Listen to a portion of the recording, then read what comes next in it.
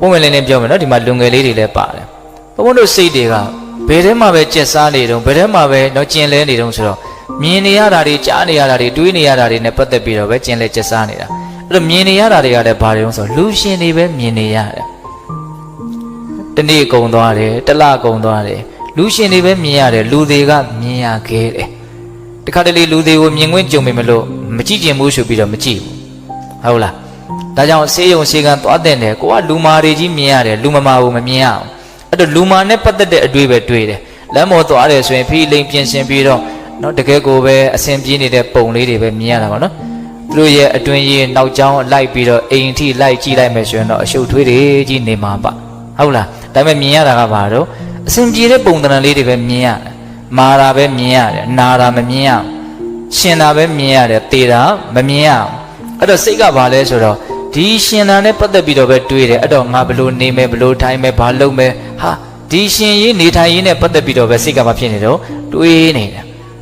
တကယ်လို့သာလူတွေကိုခဏခဏမြင်မယ်ဆိုလို့ရှိရင်သေခြင်းနဲ့ပတ်သက်ပြီးတော့တွေးလိုက်တယ်အဲ့ဒီအတွေ့ကအများကြီးပို့ပြီးတော့လေးနေမယ်နော်ဘဝကရှင်သန်မှုတစ်ခုတည်းနဲ့တိဆောက်ထားတာမှမဟုတ်ပဲကိုသေဆုံးခြင်းနဲ့ရောပြီးတော့တိဆောက်ထားတာဟုတ်တယ်မဟုတ်လားအဲ့တော့ရှင်သာတစ်ခုတည်းကိုမြင်လို့ရှိရင်တွေးတာကြံတာတွေဟာဗတိနဲ့မှတဘာဝမကြနိုင်ဘူးမမျှတနိုင်ဘူးပေါ့သေခြင်းတရားကိုမြင်ဖို့မလိုဘူးလားမြင်ကြည့်နော်ဒါကြောင့်မလို့သင်္ချိုင်းကုန်းတွေဘာတွေသွားတဲ့တယ်လို့အရင်ထင်တယ်အတုပကိုလိုက်ပြီးတော့ကြည်တဲ့တယ်လို့ထင်တယ်ဟုတ်လား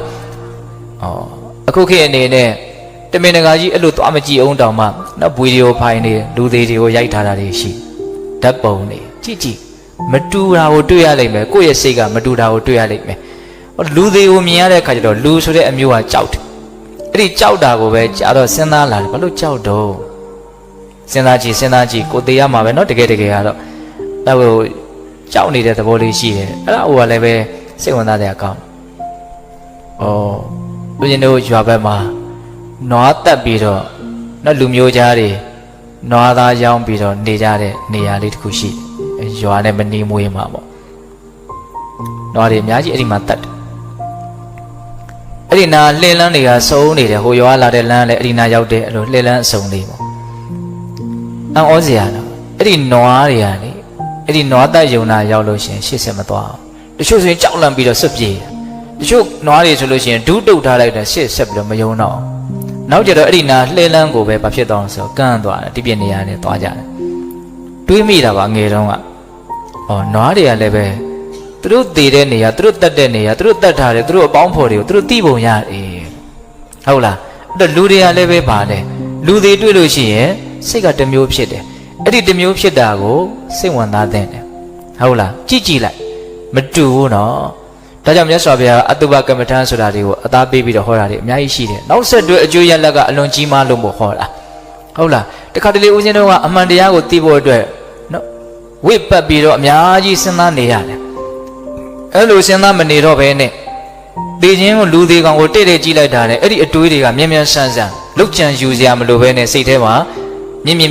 ဖြစ်နိုင်တယ်ဒါတယောက်နဲ့တယောက်တော့ပါရမီတက်ခံနေပါလေလည်းပဲကွာတော့ကွာအောင်မယ်ပေါ့ဟုတ်လားတိုးတေချာတာကတော့ဘယ်သူပဲဖြစ်လူတွေကိုမြင်ရတာနဲ့မမြင်ရတာနဲ့စိတ်အခြေအနေမတူတာကတော့တေချာတယ်ဟုတ်လားဒါကြောင့်တေခြင်းတရားကိုဖျားပြီးတော့ကောင်းတဲ့အလုပ်ကိုလုပ်ဖို့တိုက်တွန်းတာဟာအများကြီးအဓိပ္ပာယ်ရှိတယ်ဆိုတာလေးကိုလက်ခံနိုင်ဖို့ဒါပြောပြတာဟုတ်လားဒါကြောင့်တေခြင်းတရားကိုစဉ်းစားဖို့မလိုဘူးလားလိုတယ်ဒါကဦးဇင်းတို့တတိယဂါထာလေးနဲ့ပတ်သက်ပြီးတော့ပြောပြတာနော်ဂါထာဘယ်နှပုဒ်လာမှာတော့၄ပုဒ်နောက်ဆုံးတစ်ပုဒ်ကျန်သေးတယ်နော်နောက်ဆုံးတစ်ပုဒ်ကတော့ဒီမြတ်တဲ့အကျင့်ကိုတဲ့နေရောညာရောမပြင်းမရပြင်းထန်တဲ့လုံလဝရိယနဲ့ကြိုးစားအထုတ်နေမယ်ဆိုလို့ရှိရင်ငြိမ်းအေးတော်မူပြီးဖြစ်ကြတဲ့ဘုရားရှင်ကိုရမြတ်ကြီးတွေကဒီလူဟာကောင်းသောညရှိတဲ့ပုဂ္ဂိုလ်ပဲလို့ချီးမွမ်းကြတယ်တဲ့အဲ့လိုအဓိပ္ပာယ်ရတယ်ဧဝံဝိဟာရိအာတပိအဟောရတမတ္တန္တိတောတံဝေဘတ္တေကာရတောတိတန်တောအာစိခတေမုနိဒါနောက်ဆုံးကာထာလေးနော်ဧဝံဝိဟာရိအာတပိအဟောရတမတ္တန္တိတောအဟောရတမတ္တန္တိတောတဲ့နေရောညာရောမပြင်းမရညပါထည့်ထားတယ်နော်ဒီမြတ်သောအကျင့်ကိုနေ့တင်လုပ်ရမှာမဟုတ်ဘူးညပါလုပ်တဲ့နယ်ပေါ့ဟောလူရဲ့တက်တန်းလေးကအလွန်တိုးလို့ညဟာအိပ်ဆက်ချင်းဖြင့်ဖြုံးတီးပြလိုက်ဖို့မထိုက်တန်ဘူးဆိုတဲ့အသေးကိုပဲကိုကပြောနေတာဟုတ်လားနေရောညာရောမပြင်းမရဧဝံဝိဟာရိအာတပိအလုံးကိုထက်တန်တဲ့လုံလဝရိယနဲ့ဒီမြတ်တဲ့အကျင့်ကိုကျင့်တယ်ဘာကျင့်တော့ အတိတ်ကိုလည်းမပြန်ဘဲနဲ့အနာဂတ်ကိုလည်းမကြံဘဲနဲ့ပြစ္ဆုတ်ပံမှာဖြစ်နေတာလေးကိုအမှန်သိနေတဲ့အလေးအကျင့်ဒါမှအမှန်တရားကိုသိမှာနော်အဲ့ဒါကိုအဲ့လိုနေရောညာရောမပြင်းမကြီးပြင်းပြင်းထန်ထန်ကြိုးစားမယ်ဆိုလို့ရှိရင်တံဝေဗတ္တိကာရတောတိတန်တော်အာစိတ်ကတိမုနိနော်တန်တော်ငြိမ်းအေးတော်မူပြီးဖြစ်ကြတဲ့မုနိဘုရားရှင်ကိုရမြတ်ကြီးတို့သည်အာစိတ်ကတိချီးမွမ်းပြောဆိုကြတယ်ဘလို့ပြောတော့တံဝေဗတ္တိကာရတောတိဒီလူကတော့ကောင်းသောညရှိတဲ့ပုဂ္ဂိုလ်ပဲလို့ချီးမွမ်းကြတယ်တဲ့ဟုတ်လားအကောင်းဆုံးနေနီးထိုင်လေးနဲ့နေလိုက်တော့ညအိတ်ဆက်ခါနီးလေးမှာဒါကောင်းသောညဖြစ်တယ်ဆိုတဲ့အဓိပ္ပာယ်မျိုးနားလည်ဖို့ရှိမယ်ပေါ့နော်နေ့လည်နေခင်းမှာလောဘဒေါသမောဟတွေနဲ့အကုသိုလ်တွေနဲ့ရောပြုံးပြီးတော့နေမယ်ဆိုရင်ညဟာကောင်းသောညဖြစ်နိုင်မလား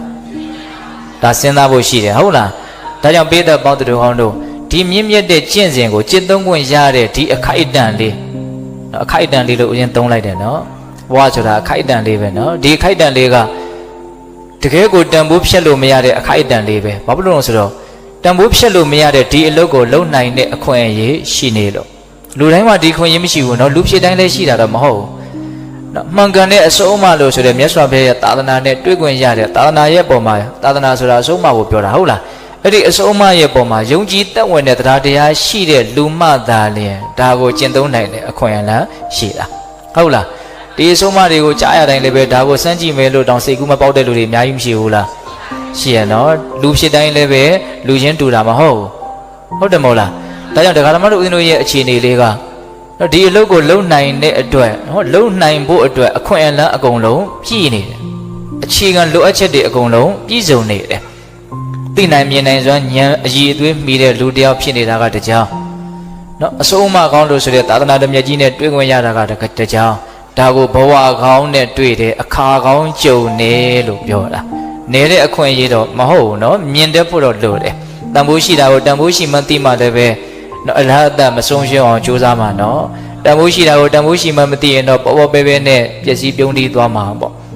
နော်ကိုကဘာမှမရှာမဖွေရပဲနဲ့မိဘရှာဖွေတာကိုပဲနော်ထိုင်ပြီးတော့ငွေကြီးရဲ့တန်ဖိုးကိုနားမလဲပဲနဲ့နော်တချို့သုံးဖြုံနေကြတဲ့နော်ဥစ္စာပစ္စည်းပေါ်များတဲ့ပုဂ္ဂိုလ်တွေရဲ့သားသမီးတွေတချို့နော်ပတ်စံကိုတန်ဖိုးမထားပဲနဲ့နေကြထိုင်ကြတာဘေးကနေမြင်ရတာနော်တွေးကြည့်ပေါ့နော်ဒါဥမာကိုပြောပြတာဟုတ်လားခုတရားဓမ္မတို့ဦးဇင်းတို့တွေကလည်းပဲဘဝကကိုပြုခဲ့တဲ့အကြောင်းတရားလေးတွေပြည့်စုံလို့ဒီအလုပ်ကိုလုံနိုင်ခွင့်ရှိတဲ့နော်ဘဝဒီအလုပ်ကိုလုပ်တတ်အောင်သင်ကြားပေးတဲ့သာသနာအဆုံးအမဒါနဲ့တွေ့ကြုံနေရတဲ့အခြေအနေလေးကိုဘာလို့ဖို့လို့တော့တန်ဖိုးထားဖို့လိုတယ်မတွေ့ရမကြုံရသောပုံကိုယ်တွေနဲ့နှိုင်းစာမယ်ဆိုလို့ရှိရင်တွေ့ကြုံနေရတဲ့လူတွေရဲ့အတည်အတွက်ဟာအလွန်တရာမှနေပါတယ်ဒါကြောင့်မလို့တချို့ညတွေပါစိတ်ဝင်စားဖို့လိုတယ်နော်ညဒီကောင်းတဲ့အလုပ်ကလေးကိုလုပ်ဖို့အတွက်အလွန်တရာမှအခွင့်သာတာပဲဆိုတဲ့အမြင်မျိုးပေါ့ဟုတ်လားညဆိုတာနော်ဘုရားဟောထားတဲ့ဒေသနာတစ်ပုဒ်ရှိတယ်ပညာရှိတွေအတွက်ညဆိုတာအိပ်ဆက်ပြစ်လိုက်ဖို့မဟုတ်ဘူးတဲ့နော်နက္ခတ္တရာကျေတကာတို့ဖြင့်အလှဆင်ထားတဲ့ညဆိုတာသူတော်ကောင်းတရားကိုသိအောင်လုပ်ဖို့အတွက်အချိန်အခါဖြစ်တယ်လို့အဲ့လိုဟောတာလည်းရှိတယ်ဟုတ်လားဒါကြောင့်ပေးတဲ့ပေါင်းသူတော်ကောင်းတို့မပြင်းမရှိလုံလဝရိယထက်ထက်တန်တန်နဲ့ဒီအလုပ်ကိုကြိုးစားနိုင်ဖို့လိုတယ်ဘာဖြစ်လို့လဲဆိုတော့